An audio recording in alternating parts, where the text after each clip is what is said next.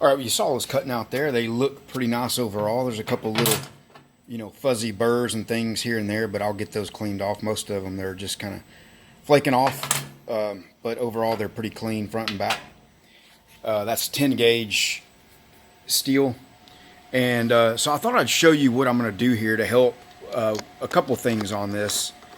And with the installation, having done things like this, I know it can be tricky. So here is what we just cut out.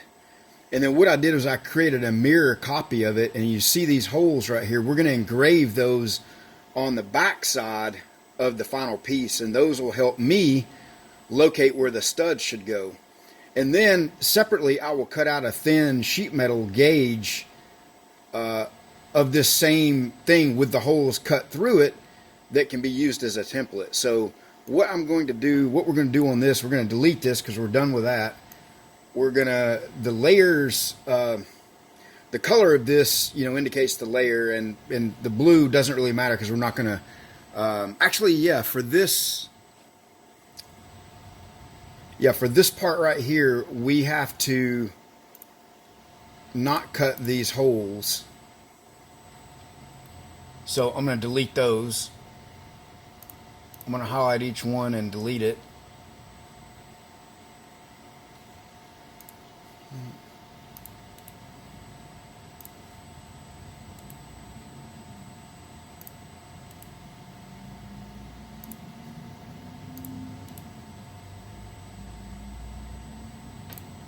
And we don't need these right here either.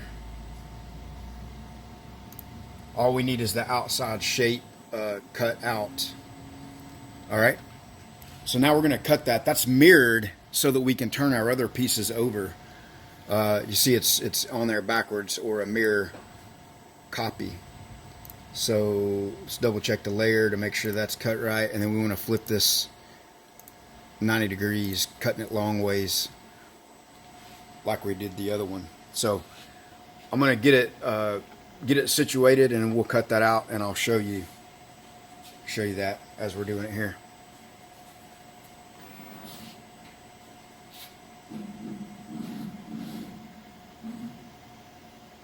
So we'll just cut that out right there.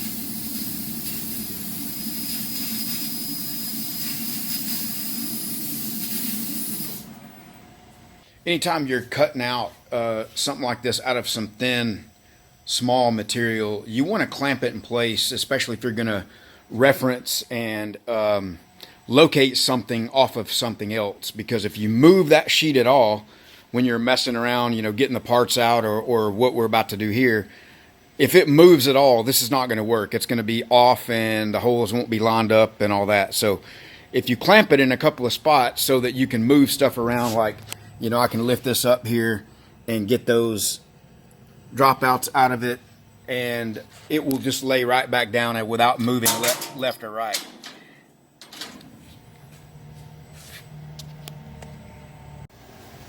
All right, so what I'm going to do, make sure those are cleared out of there, is I'm going to slip a piece of 16 gauge underneath this.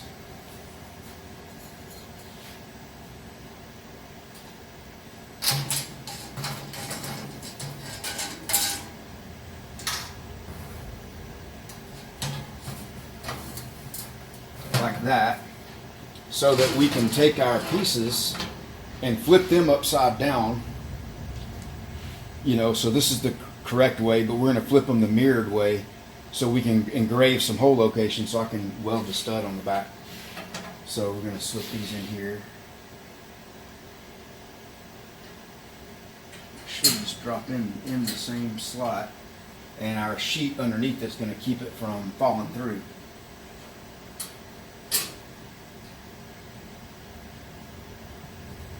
Well, this is one of the cool things. There is no training, there is no manual, there is nothing that tells you how to do this kind of stuff. This is your own creativity for how you can use the machine to do whatever you want to do. So we're gonna add these back in that we removed. So now we want to cut those holes. We don't need those cut. We do need these holes engraved, and we're gonna engrave those. So we're gonna put them on a different layer that has an engraving routine instead of a cut routine. And this is the pink layer. I've already got this set up from other jobs, and so I'm going to open the layers up here and check that, and to make sure we've got our dynamic power adjust set and all that, and it's good to go.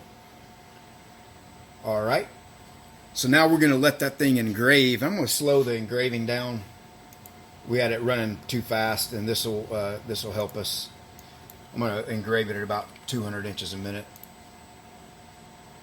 So we're going to let it engrave those ones in pink that you see, the holes, on the back side, again, so I can locate the studs. And I'm going to catch this before it tries to cut the outside and stop it here, right after it engages engraves the holes. So we got to...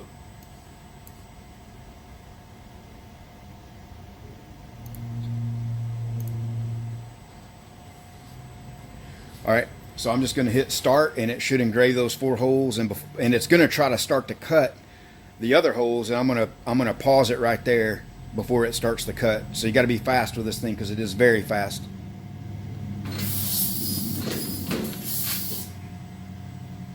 So it was just about to try to cut right there. So with that, I'm just going to forward through this and let it engrave the next holes and then stop it again.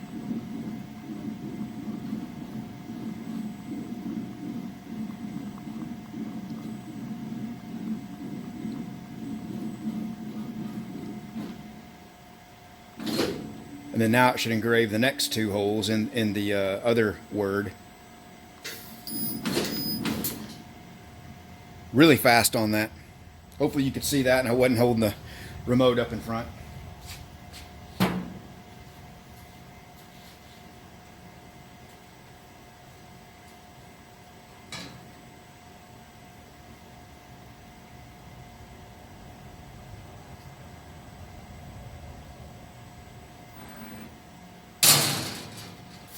All right, let me show you what this did.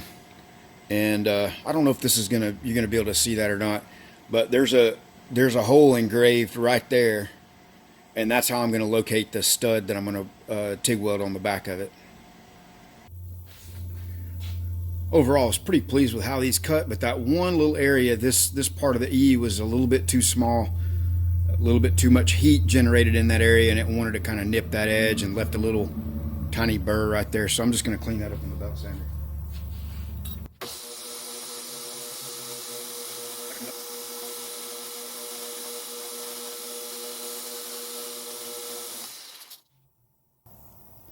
All right, so here's the back of our piece, and we're going to use these little 440 stainless bolts, and there's not a lot of room there. In fact, the edge of that is actually overlapping, and you can see it there from the front. So I'm going to take all 8 of these and trim them down and make them narrower, but leave a little meat on there so I can get a little TIG tack and get those tacked on.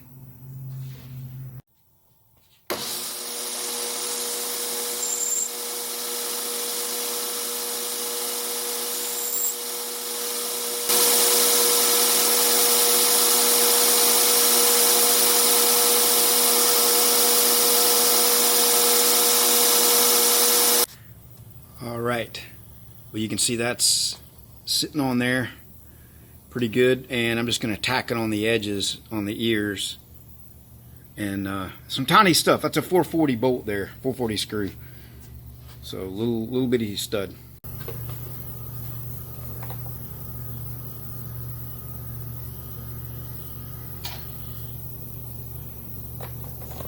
Yeah, that's what I'm afraid of.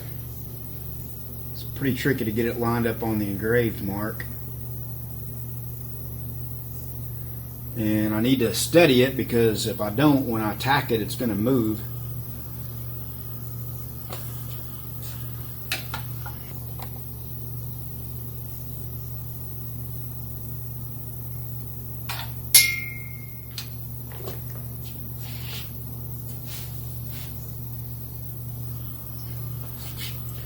Tom, what did you get me doing here, buddy?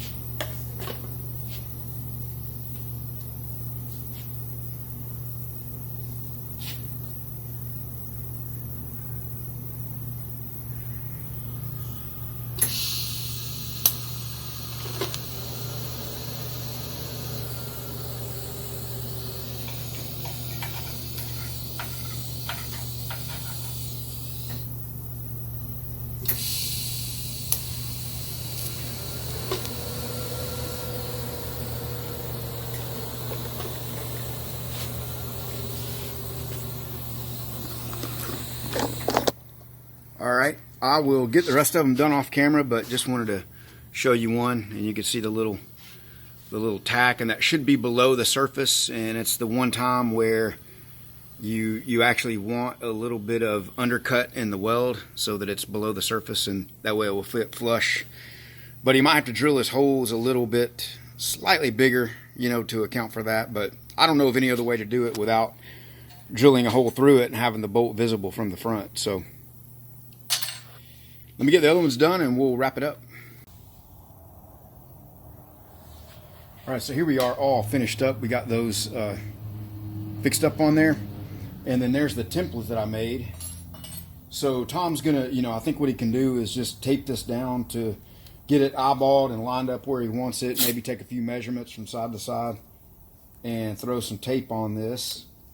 Now, this is not gonna stick to the wood very well, but you get the idea. And you can just mark through those holes with a Sharpie or take a center punch and just center punch through them. Or if you're really brave like me, you could take a little starter drill bit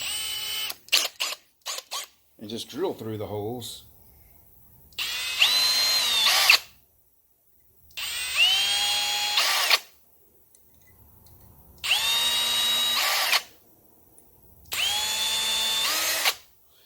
And that way you can use those as pilot holes and then open them up as needed. And if they need to move one way or the other, you could do that. But we'll drill a bigger hole now.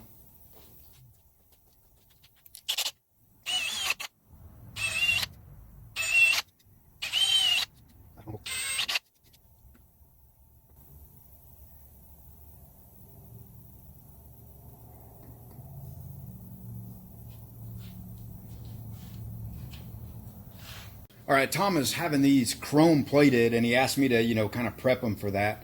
And chrome plating, what they do is they take them down to probably 800 or 1,000 grit, and they've got, you know, the chrome plating part is the easy part. They just dip it, you know, they take them and dip them in multiple tanks, the copper, the nickel, and then the chrome. It's all the prep work that is what costs you the money. So no matter what we do, they're going to do their thing anyway, because they're responsible for how it looks when it's done. But I told Tom I would get them down to 320 grit, and then that'll make it easy, and those guys can take it from there. So we'll use our little holes in alignment there to hold it while we sand it.